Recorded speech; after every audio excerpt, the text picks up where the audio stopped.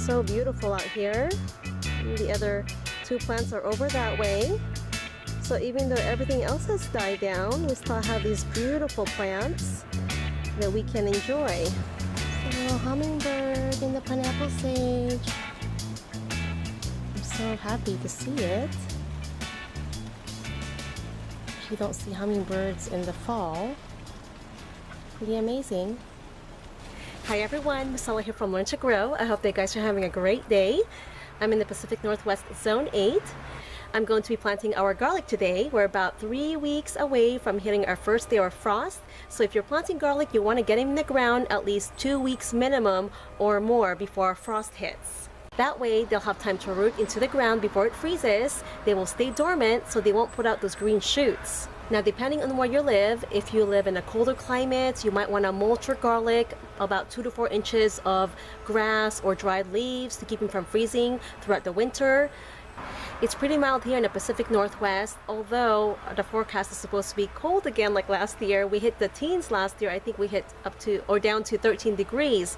So I'm going to go ahead and mulch them with, I think, some hay from the chicken coop and maybe some dried leaves, whatever I find. We use garlic a lot, and actually I take them as a supplement once or twice a week during the cold and flu season. It's a wonderful herb. It's got the antiviral, antibacterial, antifungal properties. And we grow both softneck and hardneck garlic, and the hardneck garlic is supposed to be hardy and they do well in cooler climates. Also, the cold treatment helps with the bulb formation. I won't be going into all the details of growing garlic, but I do have a video that I uploaded about a year ago, so you can search that under my channel. I think it's growing garlic in the fall. It's about 10 minutes long, and I go more in depth of growing garlic. Before we put the cloves in the ground, I usually put some of the worm castings in each planting hole. So this is our tumbler bin. It's our compost bin. I actually went ahead and put all the worms in there. They're very resilient, so they survived the winter last year, and they tend to go in the center to keep each other warm, but they lived through the winter, the past couple of winters, and I'm not sure how many thousands of red wiggler worms we have now, but there's a whole bunch of them. We had a lot of eggs this spring and summer, so they are doing really well, and they're producing lots of castings for us. So I'm gonna go ahead and open this up and I'll show you how it looks like, and then we're gonna feed them. Take a look at this rich vermicompost. Look how dark it is. Now whenever I open up this bin, the worms tend to move in the bottom, so I'll be harvesting the ones on top. Here's a worm cocoon if you haven't seen one yet. They're tiny lemon shaped, light yellow to I think tan colored, and there's about 4 to 20 baby worms that's in it, but about I think 4 of them survive after they emerge, so there's a whole bunch of those in there. Our worms are happy and healthy. We're going to be planting a combination of elephant garlic, some softneck and hardneck garlic with a purple stripe. When you're planting garlic, you don't want to break the bulb open until you're ready to plant them. So you keep them intact, that way they don't dry out. Elephant garlic clove, they're huge. These are pretty mild. They taste more like leek, so you don't really get much of the garlic spice, but it's great to toss it into some of like a stir-fry dish or soups. And when you're planting the cloves, you want to plant the bigger ones. That way you end up with bigger bulbs and bigger cloves at the end. I'll show you. If you end up with the smaller cloves, you can save those to cook with.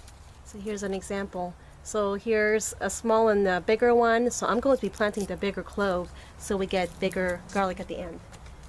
When you're planting your garlic, you want to plant the blunt side down and the pointy side up. Make sure to plant your garlic cloves in loose or loamy soil. That way your garlic bulbs will grow properly. My cloves about 2 inches deep.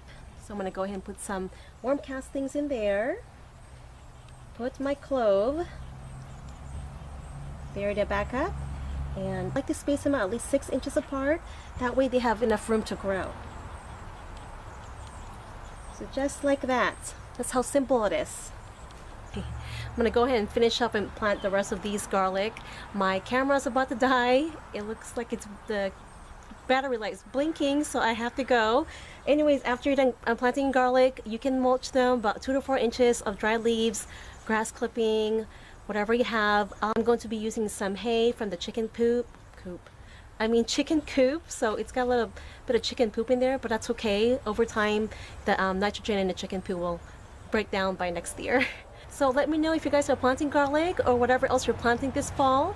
Thank you so much for joining me here at Learn to Grow. Have a wonderful day, and thank you so much for watching. Bye-bye. Got the bed mulched with some dried leaves and some hay from the coop. Our garlic should be fine, and we'll be removing the mulch in springtime.